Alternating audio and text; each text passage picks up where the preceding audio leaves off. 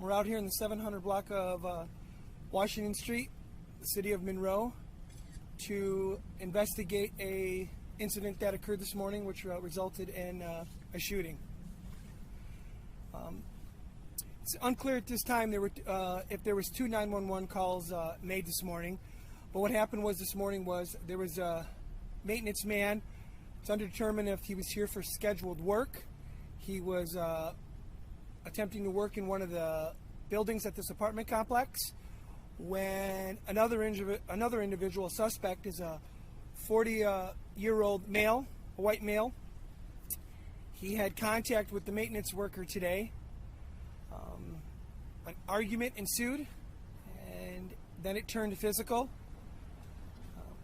That maintenance worker observed a gun on the hip of the suspect. It's undetermined if there was 2 911 calls made or not, but the maintenance worker is believed to call 911, and it's believed that a suspect also called 911. And the result of that, 2 Monroe City police officers responded to the scene here, to one of the buildings. They attempted to make contact with the suspect, who was observed with the gun on his hip.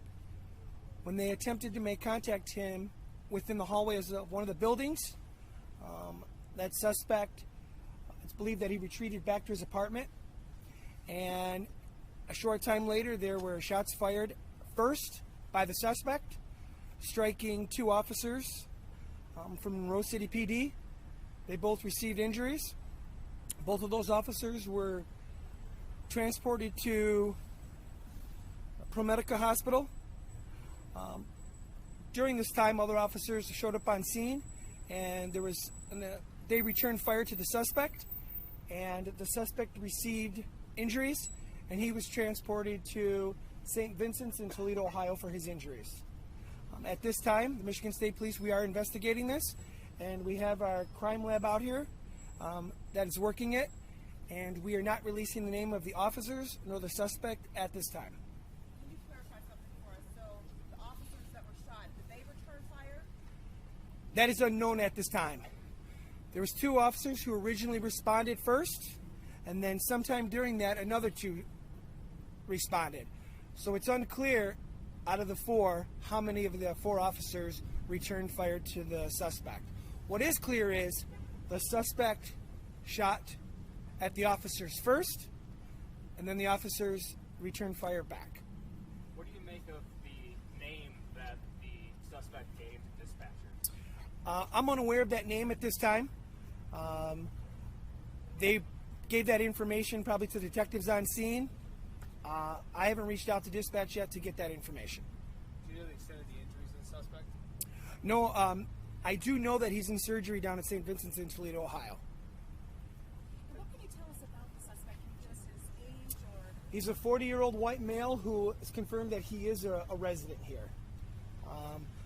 Throughout the day, I'll have more information as it comes in, as available.